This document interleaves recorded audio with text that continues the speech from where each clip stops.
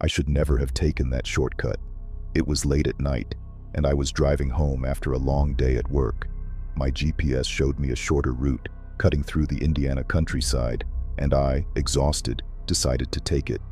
The road was deserted, surrounded by dark fields and tall trees that swayed in the wind. My headlights were the only light in that silent expanse.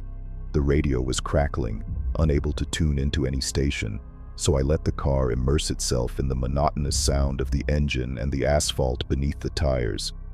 After a few miles, I saw the sign, a villa bridge, 1 mile. That was when I felt the first chill. I had heard stories about that place before. Drivers spoke of a woman in white who would appear on the road, asking for a ride. Others said that when crossing the bridge at night, you could hear a faint cry, as if someone was asking for help. I sped up a little. I didn't believe in ghosts, but something about this road felt wrong. The fog began to rise from the river just before the bridge. My headlights cut through the darkness, casting strange shadows on the rusted metal of the structure. And then I saw it. A figure stood in the middle of the bridge. My heart raced. It was a woman. She was wearing a long, dirty, torn white dress, her dark hair falling over her shoulders. Her bare feet were on the wet asphalt, and her arms hung at her sides, motionless. She was staring straight at me. My hands tightened on the steering wheel. I tried to swallow, but my mouth was dry. The figure didn't move. It just stood there, blocking my path. The wind blew hard, and the fog danced around her. The radio hissed again, and then a low, slurred voice whispered through the speaker, "Please, help me." My lungs seized up. This couldn't be happening. I blinked a few times, trying to convince my mind that it was just an illusion. But when I looked again, the woman was closer. I didn't see her move. She was just closer than before. My breathing became heavy. I squeezed my eyes shut and counted to 3, hoping that when I opened them again, she would be gone. But now, she was right in front of the car. Her face was visible, and I wished I had never looked. Her eyes were too deep, empty, as if there was no life in them. Her skin was pale and cold, with blue spots around her neck, as if someone had strangled her. She reached up with one hand and touched the hood of the car, and then she whispered a single word, "Why?" The engine died. The car stopped completely. Silence fell over everything. I tried to breathe, but the air seemed to have disappeared. My fingers trembled as I turned the key in the ignition. Nothing. My reflection in the rearview mirror showed my terrified expression. But then, I noticed something else. There was someone in the back seat. Panic took over me. The rearview mirror glass fogged up as faint breathing filled the car. I turned around suddenly, but there was no one there. Then, a cry began. Software, sad. I looked back at the bridge. The woman was no longer there, but the crying continued. And then, I felt it. Cold fingers touched the back of my neck. I screamed, and then, everything went black. My vision returned as if I were emerging from a nightmare. The car was still parked in the middle of the bridge. The engine was off. The radio was silent, but the worst was still there. The crying, low, broken, as if the pain in the voice was too old to explain. My fingers were so stiff I could barely move my hands on the steering wheel. My whole body was shaking. I slowly turned my head to the back seat. It was still empty, but I knew something was there with me. The rearview mirror was still fogged up with breath. The crying grew louder, and then a voice, weak, cracked, as if it was struggling to get out of the afterlife. "Why did you leave me here?" My stomach sank. The invisible hand touched the back of my neck again, and then the car shook. The windows rattled, and I felt a sharp chill run up my spine. It was as if the bridge itself was alive, writhing, trying to swallow me. I had to get out of here. My fingers struggled to turn the key. The engine coughed, sputtered. Nothing. The voice behind me grew louder. "You can't leave me alone. Again." Panic swallowed me whole. I didn't know who she was, but she knew who I was. My vision blurred. Images began to flash in my mind, as if memories that weren't mine were being forced into my head. I saw it, the bridge, many years ago. A cold night, like this one. A woman crying, calling for help, and a car, driving right by, leaving her behind. My breath caught.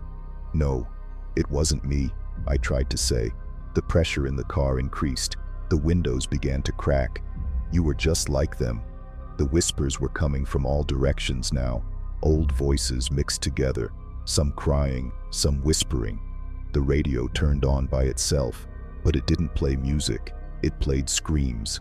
My eyes darted to the rearview mirror again, and that's when she appeared, sitting in the back seat, her white dress now soaked in blood, her skin blue from the cold, her eyes empty, but seeing me clearly.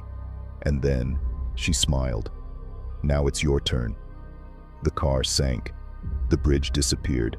I was falling into the darkness of the river below, as if reality had shattered around me. My lungs burned.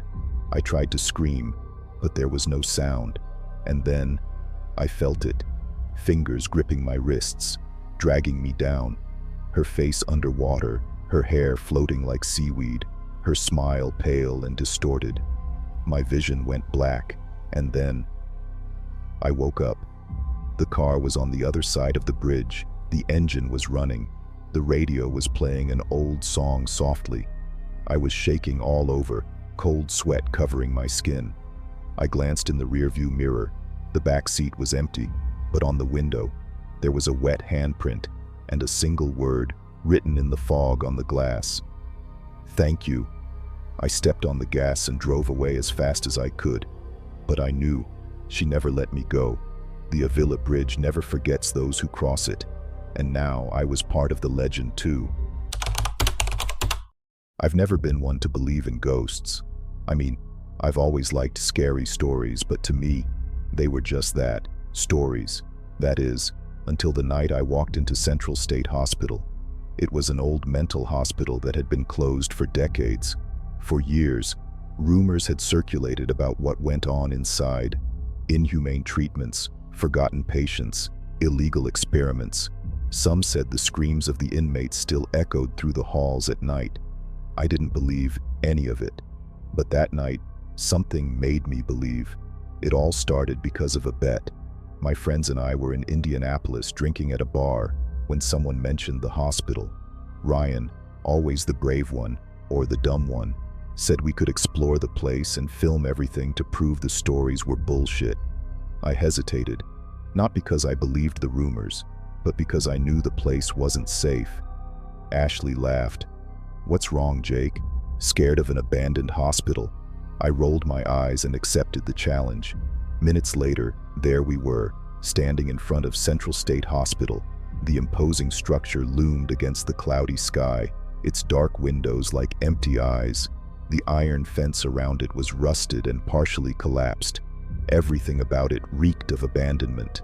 Ryan kicked the fence and pushed his way through. "Welcome to the worst mistake of our lives," he joked. The wind whistled through the deserted hallways. My chest felt heavy as we walked through the rusty doors. The inside was worse than I had imagined. The smell of mold and decay permeated the air.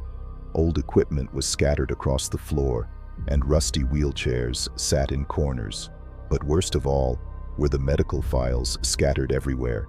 Yellowed papers, some stained, as if they had been left behind in a hurry. Ashley picked one up. Patient 1321. Status, unrecoverable. She looked at me, frowning. What does that mean? It means he never left here. Silence fell between us. Ryan laughed. Guys, this is just an old hospital. Let's go up to the third floor and film something scary. Our group walked down the dark hallways. Every footstep echoed, as if the building itself was listening.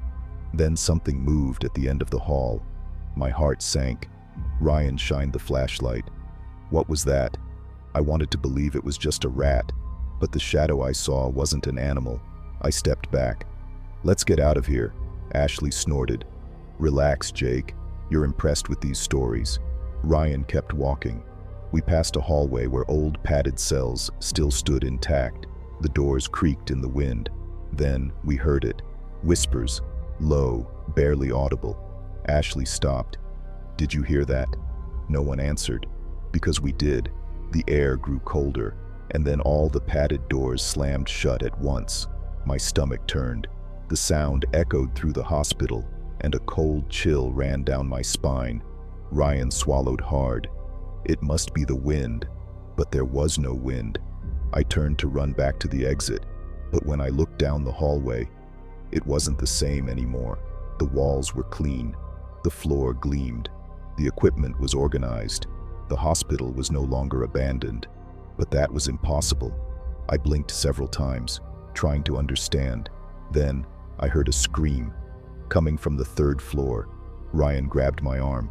"Dude, what's going on?" Ashley covered her mouth, shaking. Before we could react, the lights on the ceiling flickered, and at the end of the hallway, someone appeared. Tall, thin, wearing a doctor's uniform from the last century. His face was covered by an old gas mask, and his hands were holding something that looked like a rusty scalpel. And then, he started walking towards us. The light went out completely, and the entire hospital was plunged into darkness. The darkness swallowed us. My breath caught in my throat. Everything around me seemed to dissolve into a heavy, suffocating silence. Then, the footsteps began. They weren't normal. They echoed through the hallway, slow, dragging, as if something was approaching too slowly, savoring every second of our presence there. Ryan grabbed my arm. His hand was ice cold. "Run."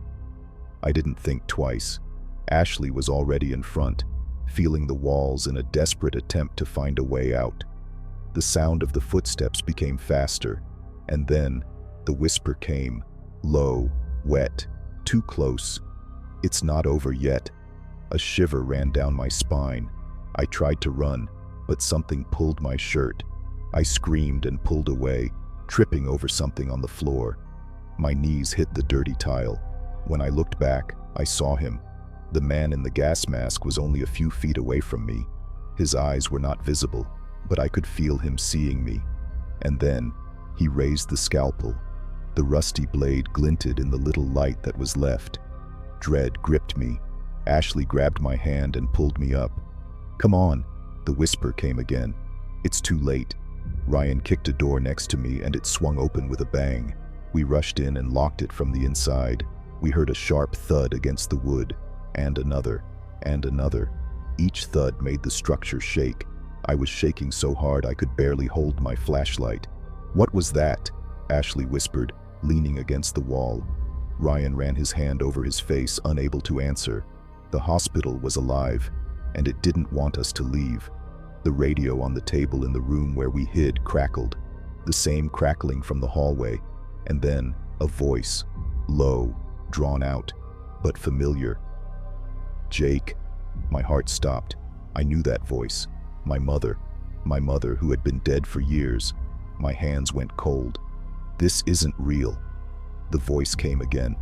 "You need to get out of here." The radio crackled even louder, and then it stopped. The silence was worse. Neither of us moved. And then, the knocking on the door stopped. The hallway went quiet. Too quiet. Ryan looked at me. "What now?" Ashley moved closer to the door, putting her ear to it. I think he was... Bam! The door exploded inward.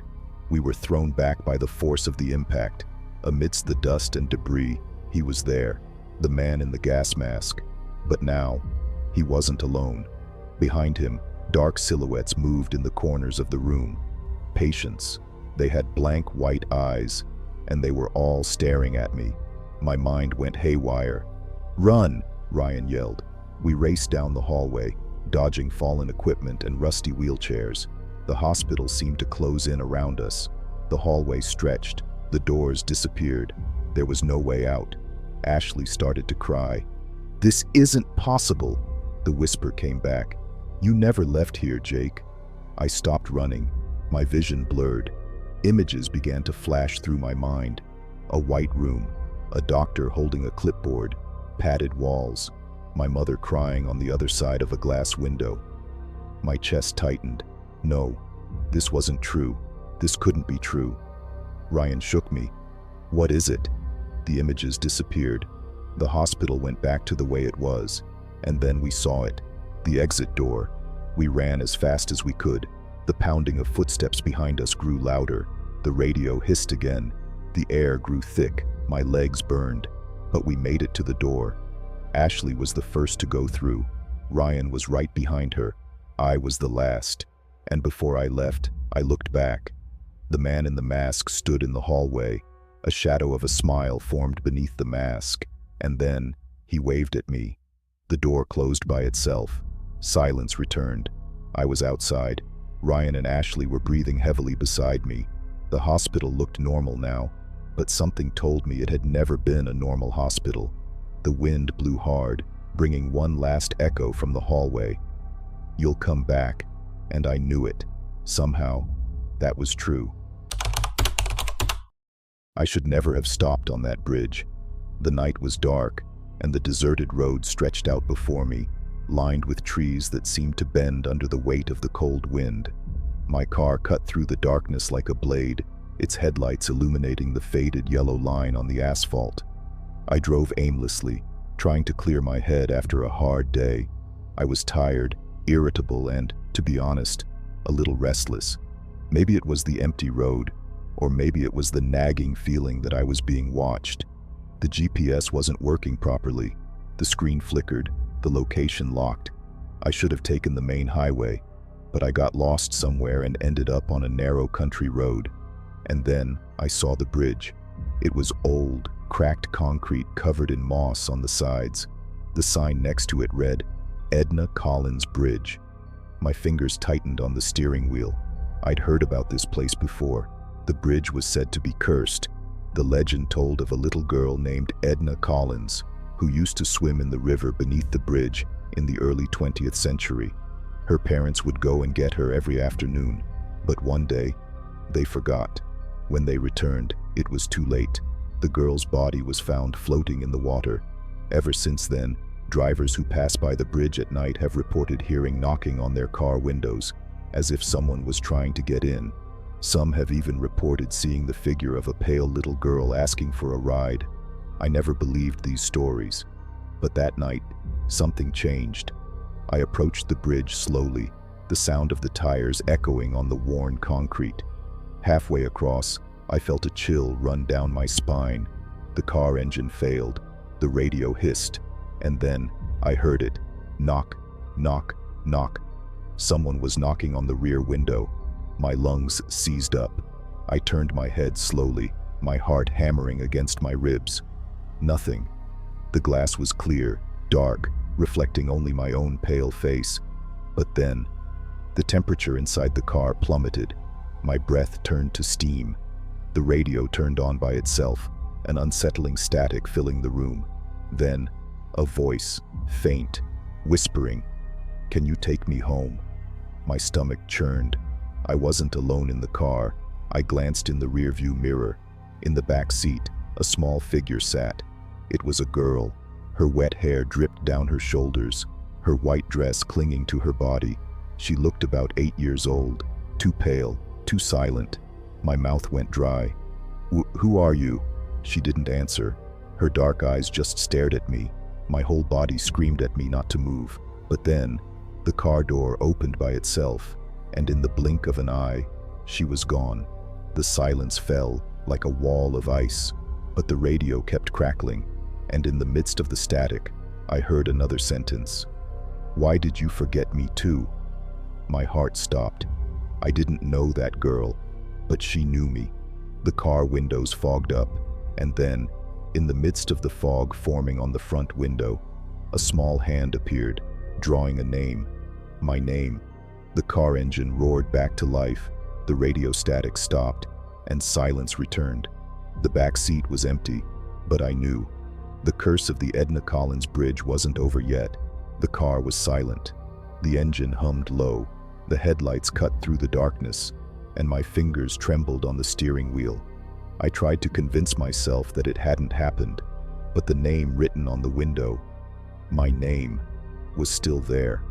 I wanted to get out of there, to speed away and never look back. But then the knocking started again. Knock, knock, knock. Now it was coming from all sides of the car. My heart raced.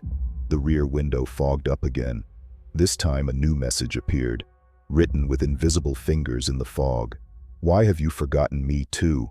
Panic tightened my throat. I'd never met Edna Collins. So why did she know my name? The temperature dropped further.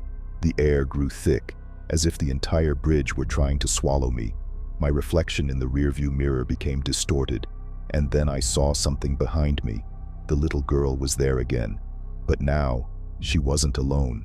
Behind her, shadows writhed in the back seat, dark and shapeless, like other children were there, trapped, forgotten. My skin went cold. The only thing I could do was get out of there. I turned the key hard. The engine roared. The radio crackled, and a voice whispered in the static, "No one gets off the bridge." I stepped on the gas. The wheels spun, and the car lurched forward. But the feeling of being pulled back was real. It was like something was holding the car together, trying to keep me there. The rearview mirror began to shake. The glass cracked. The whispers of the children filled the car. And then I screamed. I accelerated with all my might. The car shot forward, breaking through the fog. The radio turned off by itself, and the knocking suddenly stopped. As I crossed the bridge, I felt the heaviness in the air disappear. The back seat went silent. I didn't look in the mirror. I knew that if I did, I would still see those shadows. I kept driving and driving, my heart pounding so hard it felt like it was going to burst out of my chest. When I finally reached a gas station, I stopped the car and stumbled out. My lungs felt like they couldn't take in enough air.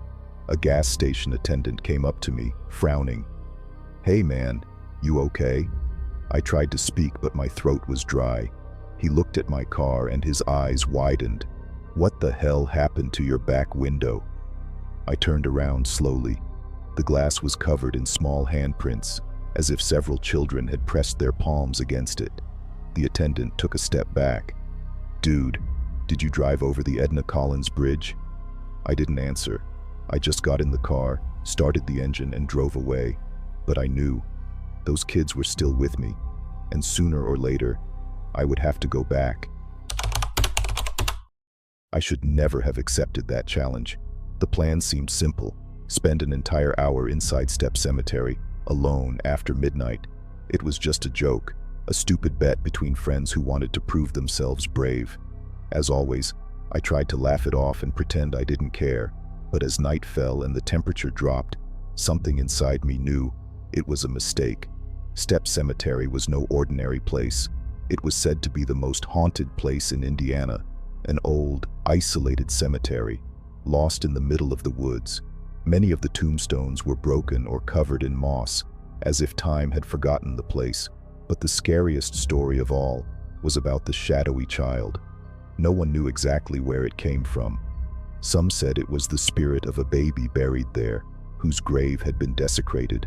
Others said it was something worse, an entity that took the form of a child to lure the unwary.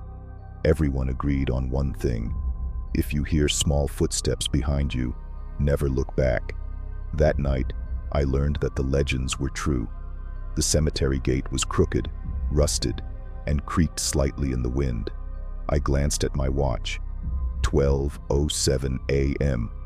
I held my flashlight steady and walked inside. The silence was absolute. No crickets, no leaves moving, nothing, just my own breathing. The dirt floor was uneven, and each step made a noise that seemed too loud. I scanned the headstones, some tilted, others broken in half. The air had a strange smell of damp earth and rotting wood. As I walked along, I felt a presence, as if something was watching, but there was no one there. I kept walking until I found the grave of the mother in black. It was the most famous one in the cemetery. It was said that a woman dressed in mourning was often seen kneeling on that tombstone, weeping for the soul of her son. Some visitors swore that if they stood there too long, they would feel small hands tugging at their clothes. The air grew heavier. The flashlight flickered. My chest tightened. I glanced at my watch.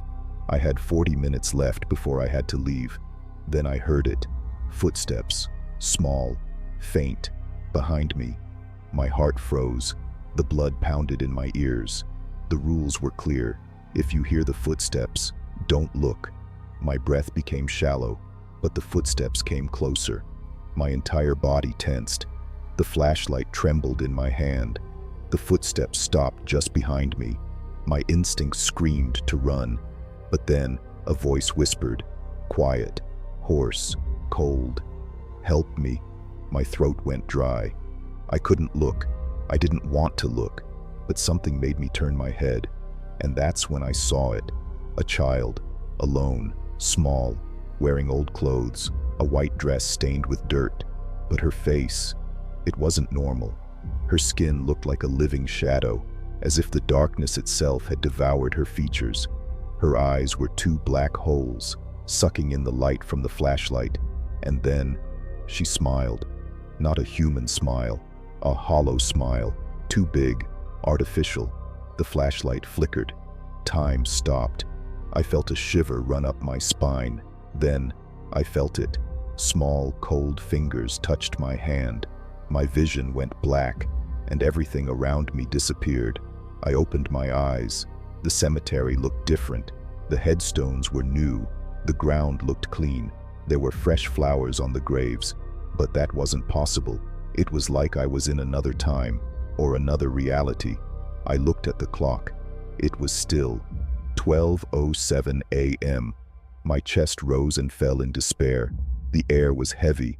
I heard the small footsteps again. And then, the voice. This time, it wasn't a whisper. It was distorted. "You never left here." The flashlight failed, and darkness swallowed me. The world around me felt wrong. The cemetery that had once been covered in moss and broken tombstones now felt new, as if I had been transported to another time. The smell of damp earth was still there, but the silence was even more suffocating. The watch on my wrist still read 0007, as if time had stopped. But the worst part? I could still hear the small footsteps behind me. They were slow, steady, getting closer, inch by inch. My breathing became heavy. I knew I shouldn't look, but I had looked once before, and now I couldn't ignore it anymore. My entire body was shaking. I swallowed hard and turned slowly. The child was still there, but now she was closer. Her face was still indistinct, as if shadows were curling around her skin. Her eyes were two dark holes, too deep, like windows to a place I shouldn't see. She smiled, and when she opened her mouth, nothing came out. No sound, just the echo of my own heart beating in my chest. The flashlight flickered again. Then she whispered, "Did you come for me?" My stomach sank. I didn't know what to say. The words caught in my throat. That was when she reached out for me. Her small fingers were too pale and thin, as if they belonged to a body that had no life left. My body froze. Every instinct inside me screamed to run, but I couldn't move. The darkness around the cemetery seemed to take shape, moving like a living mist. The wind blew harder, and a low, distant sound began to spread through the air. A cry, low, weak, but it wasn't hers. It was the earth. It was the graves. My chest tightened. Suddenly, something grabbed my ankle. I looked down. A second hand, reaching out of the earth beside the grave of the mother in black. It pulled me in. A scream escaped my throat as I tried to pull myself free, kicking the dirt around me. But another hand appeared. Then another, and another. They were children's hands, the hands of several children, all of them pulling me down. My body sank into the soft earth, as if the ground were swallowing me. My lungs burned. The cries of the voices grew louder, turning into wails. And then, among the screams, a new voice echoed. "You forgot about me." I looked up. The dark child was no longer smiling. Now she was crying.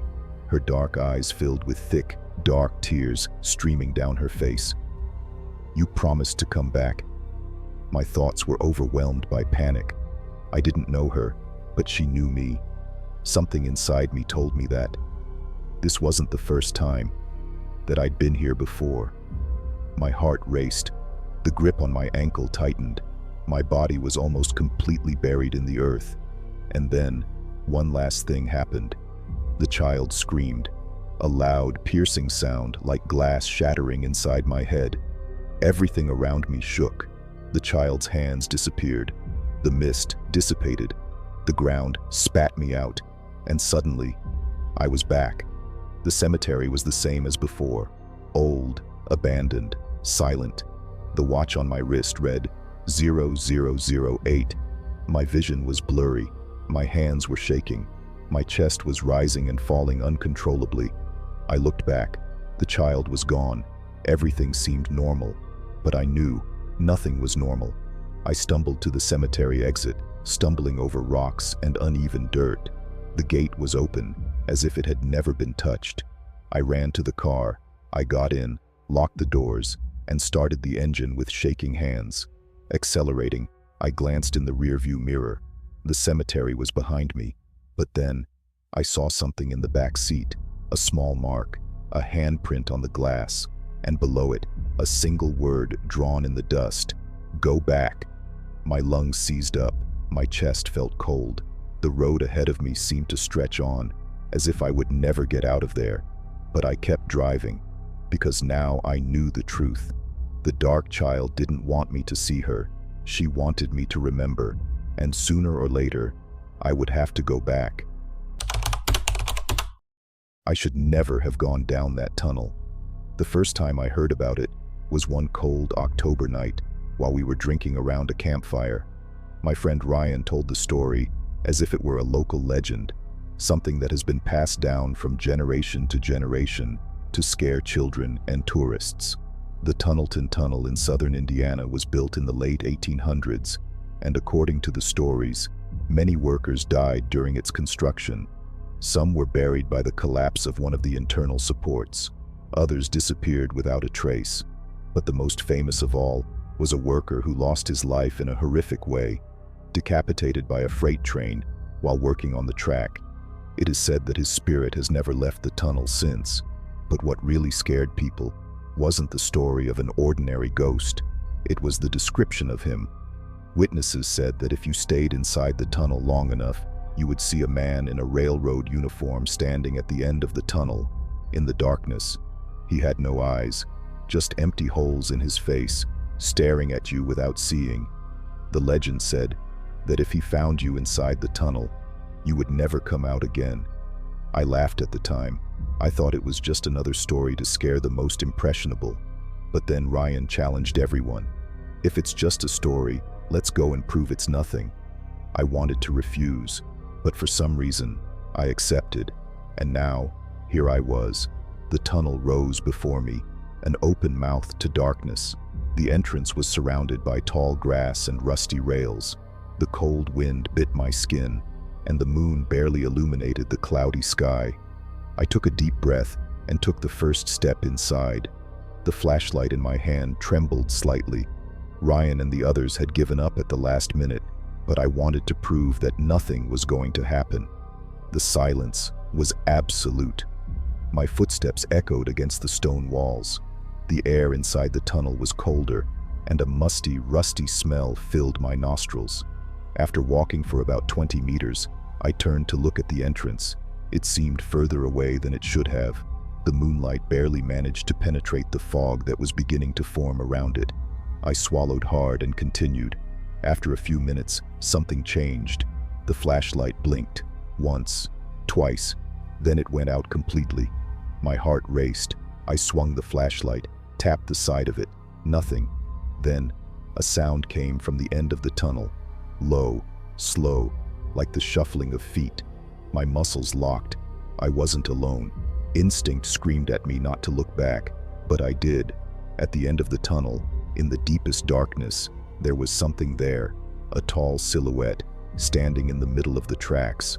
I couldn't see his face, but something told me he could see me. The sound of footsteps returned, and he began walking towards me. My blood ran cold. Each step he took was dragging, as if he were sliding across the ground. The fog grew thicker, making the air thicker. My chest tightened. I wanted to run, but something was stopping me. And then, he stepped out of the shadows. My throat closed up. He wore an old railway uniform covered in dust and dirt. But his face, it was an empty hole. The eyes were gone, just two black cavities, as if someone had ripped the soul out of that body and left nothing in its place. I couldn't breathe. The eyeless man raised his hand and pointed at me. Then the entire tunnel shook. I heard a distant whistle, the sound of a train approaching, but there had been no running tracks here for decades. The noise grew louder, getting closer too quickly. The ground beneath my feet shook, and the wind blew hard inside the tunnel. My ears rang. The figure stood still, pointing at me. The invisible train was coming, and I was in the middle of the tracks. My body finally reacted.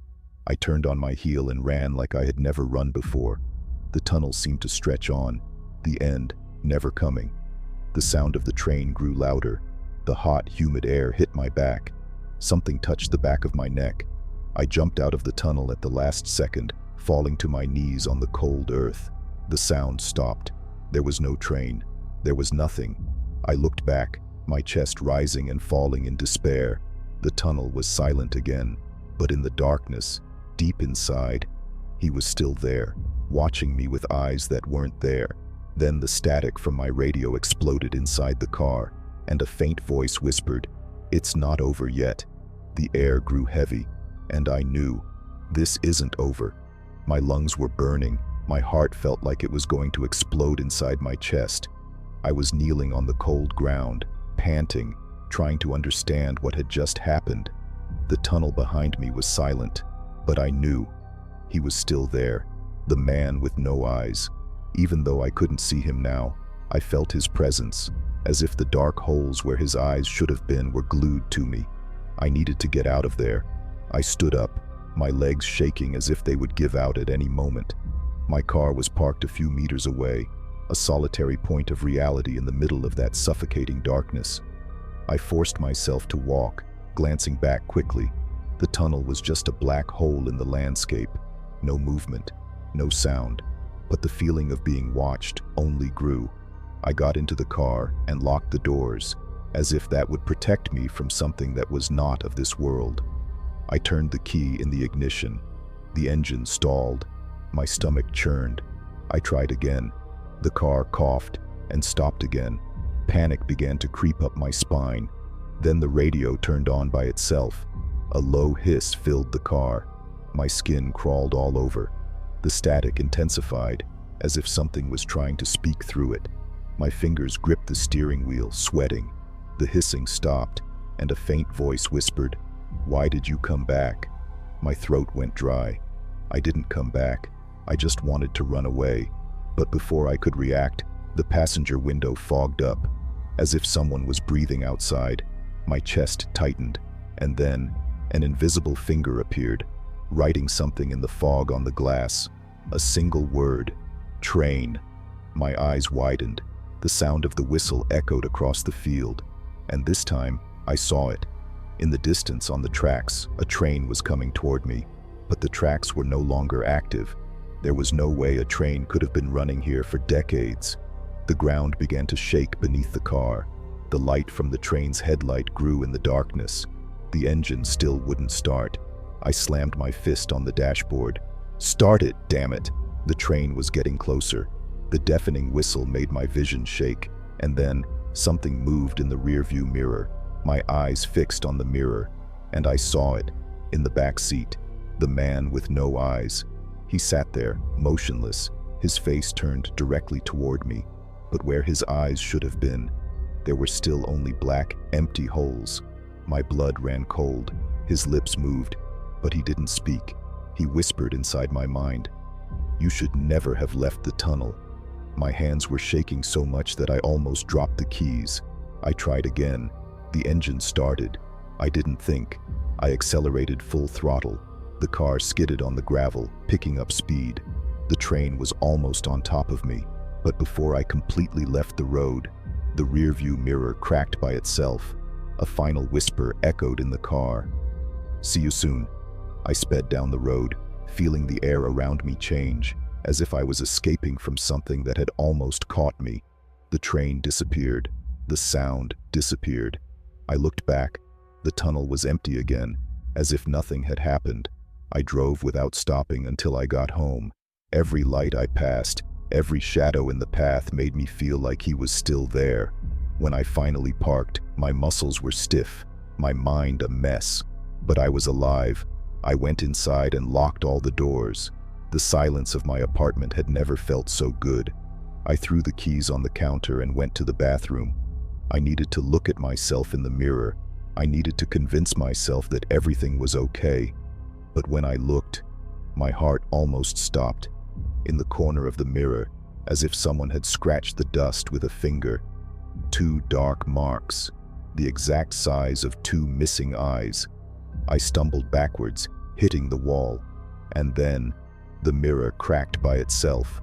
A final message appeared on the glass, written on the inside. "The tunnel never forgets." My body froze. Now I knew the truth.